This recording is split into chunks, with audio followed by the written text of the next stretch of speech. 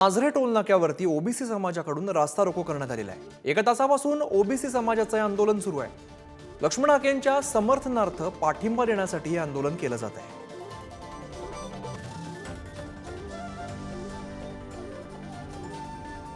तर सांगोल्यामध्ये सुद्धा ओबीसी समाजाचं आंदोलन बघायला मिळतंय। नाझरे टोल नाक्यावरती ओबीसी समाजाकडून हा रास्ता रोको केला जातोय। मोठ्या प्रमाणात आपल्याला इकडे आंदोलक बघायला मिळत आहेत। एक तासापासून ओबीसी समाजाने हे आंदोलन पुकारलेलं आहे।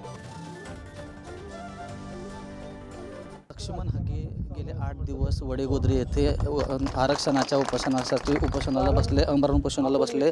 आज आपण बघितलं तर सांगोला बंदची हाक दिलेली आहे आणि आपण बघितलं तर आज सांगोला येथे रस्ता रोको सुद्धा करण्यात आलेला आहे। हजारोच्या संख्येने धनगर समाज बांधव आपल्याला उपस्थित दिसतोय।